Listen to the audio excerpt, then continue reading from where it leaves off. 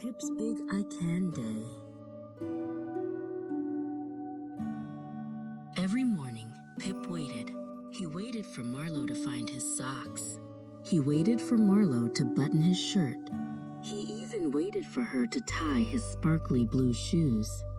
Pip felt very small, and the world felt very big and complicated. One Saturday morning, the house was very quiet. Marlowe was still fast asleep in her room. Pip looked at his pile of clothes. "I wonder," Pip whispered to his teddy bear, "if I can do it all by myself today." Pip picked up his favorite sweater. It was bright green, with a giant orange sun on the front. He wiggled his head into the hole. He poked his left arm through. Then he poked his right arm through. He was working very hard. Pip pulled the sweater down. It was a little bit crooked, and the tag was tickling his chin, but he did it. He felt a tiny spark of magic in his tummy. He looked in the mirror and gave himself a big thumbs up. Next, Pip's tummy let out a loud rumble. He was hungry for breakfast. He walked into the kitchen. The counters were very high, and the fridge was very heavy. He usually waited for Marlowe to make his toast. Pip found a sturdy wooden stool. He pushed it across the floor with a creak, creak, creak.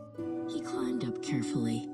Now, the bread was right in front of him. He reached for a plastic butter knife and a slice of bread. Plop!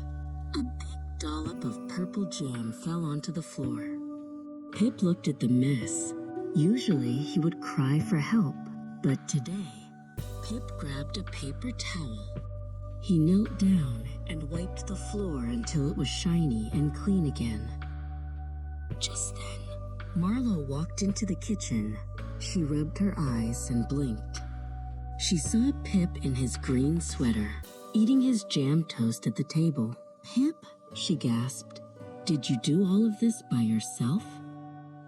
"I did it, Marlowe," Pip said proudly. "I dressed myself, and I made a snack, and I even cleaned up a spill." Marlowe gave him a giant hug. "You are getting so big and independent, Pip," she said with a smile. That afternoon, Pip didn't wait. He found his own toy dinosaur under the sofa. He put on his own hat to go outside. Pip realized that being independent didn't mean he was alone. It meant he was brave enough to try.